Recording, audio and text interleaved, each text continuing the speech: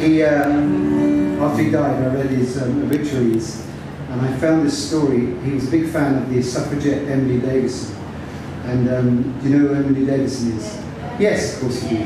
And Emily was the woman who died under the King's Horse in Epsom Derby in 1913. And Tony, being a big fan of Emily Davison, decided he promised he would make a tribute to her. And it turns out that Emily, on the night of the census in 1911, she'd spent the night in broom cupboard in the House of Commons. And the reason she did this was because it then legally entitled her the next day to give her address as the House of Commons, and thereby being the first woman in this country to vote. So you can see why Tony was a big fan of Emily, and we all should be.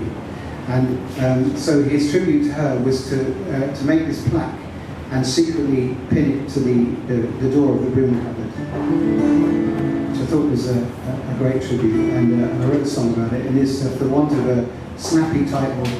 This is called Tony Baines' Tribute to Emily Davison. Thank you.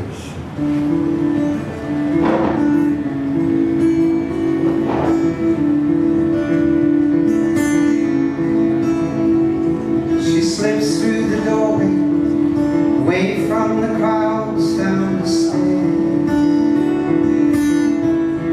She steals through the night,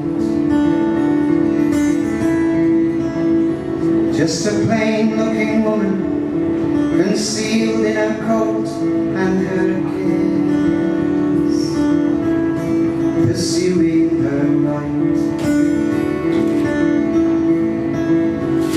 In a tangle of corridors, furtively turning the roads, the day growing dim. Footsteps in the distance, she hears the men coming her way. The last door gives in. There in the dark, with the mops and the brooms, she opens her handkerchief